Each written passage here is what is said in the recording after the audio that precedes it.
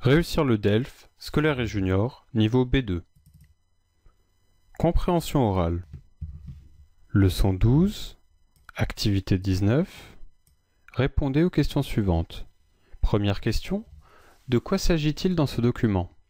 D'une nouvelle coopération entre le Sud et le Nord. Une coopération signifie le fait de travailler ensemble. D'une nouvelle manière de consommer. De nouvelles conditions de travail dans les pays du Sud.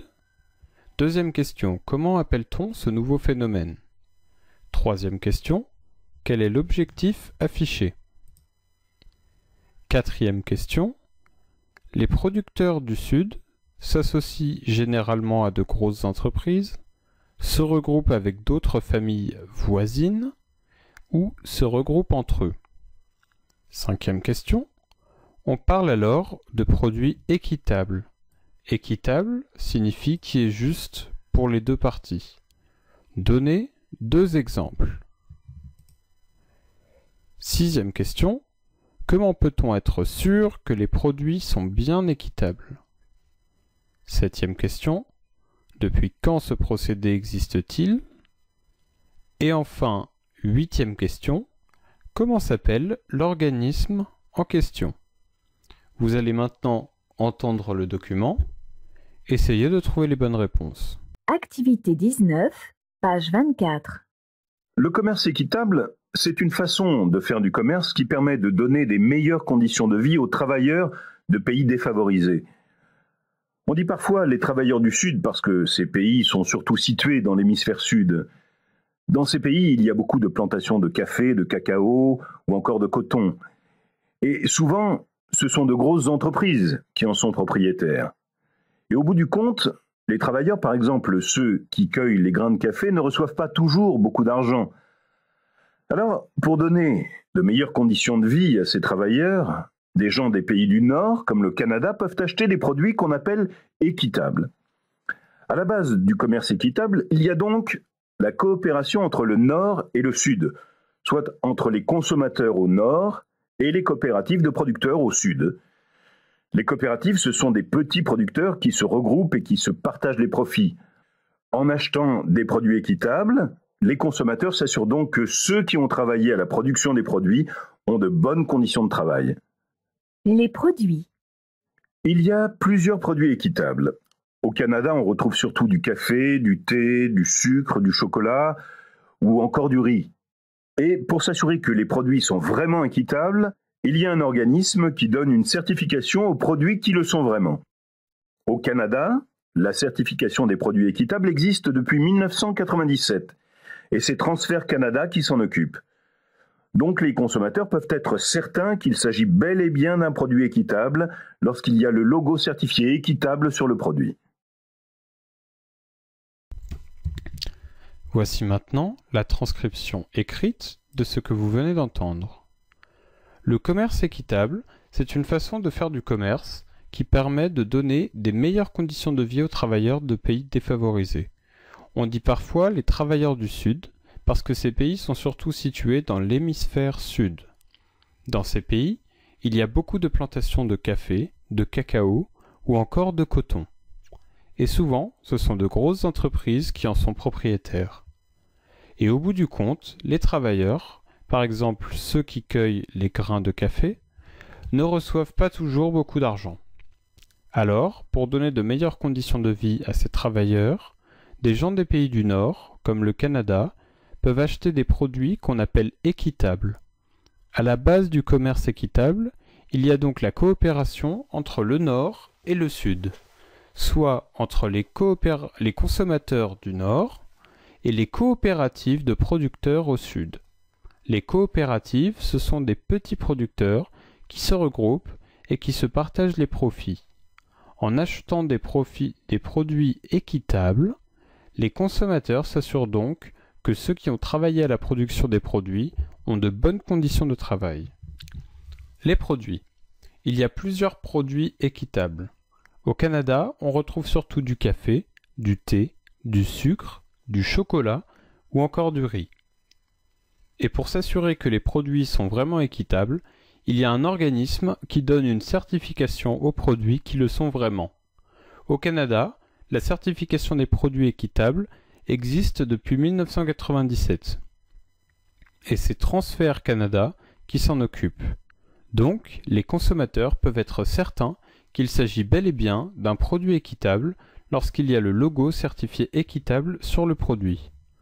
Radio-Canada, RDI Junior Plus, le commerce équitable, le 28 mars 2008.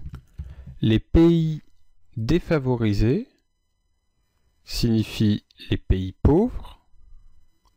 L'hémisphère sud est la partie sud de la planète. Il y a l'hémisphère nord et l'hémisphère sud.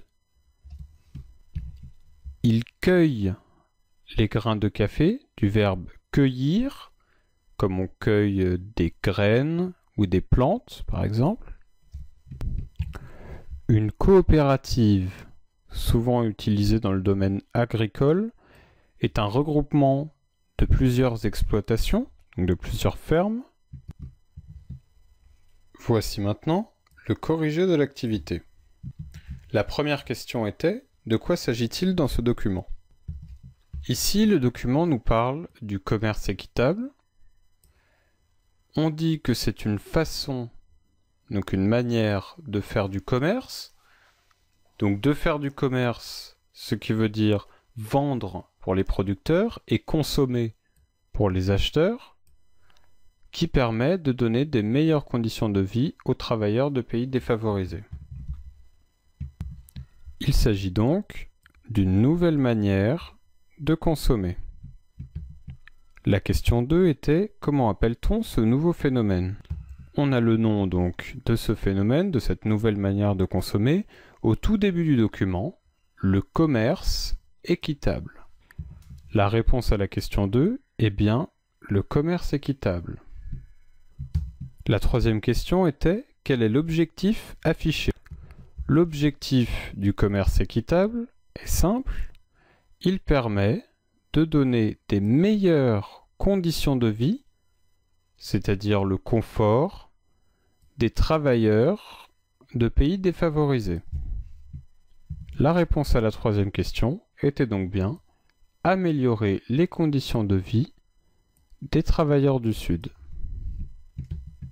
La quatrième question concernait les producteurs du Sud. Que font habituellement les producteurs du Sud?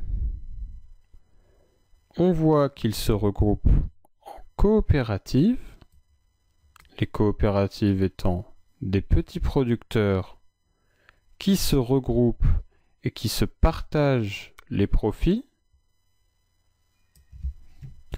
Habituellement, les producteurs du Sud se regroupent donc entre eux. Pour la question 5, on parle alors de produits équitables. Donnez 2 exemples. Dans le texte, on a 4 exemples, il fallait en retenir au moins 2. On parle donc dans le deuxième paragraphe des produits. Il y a plusieurs produits équitables. On retrouve le café, le thé, le sucre, le chocolat ou encore le riz. Pour bien répondre à la question 5, il fallait donc sélectionner au moins 2 réponses parmi le café, le thé, le sucre, le chocolat et le riz. La 6e question était: comment peut-on être sûr que les produits sont bien équitables? Dans le texte, on voit la phrase « et pour s'assurer », donc pour être sûr que les produits sont vraiment équitables, il y a un organisme, donc une association, qui donne une certification, comme un diplôme ou un label pour les produits. Pour s'assurer d'acheter des produits du commerce équitable, il existe donc un organisme de certification de produits équitables. 7e question. Depuis quand ce procédé existe-t-il?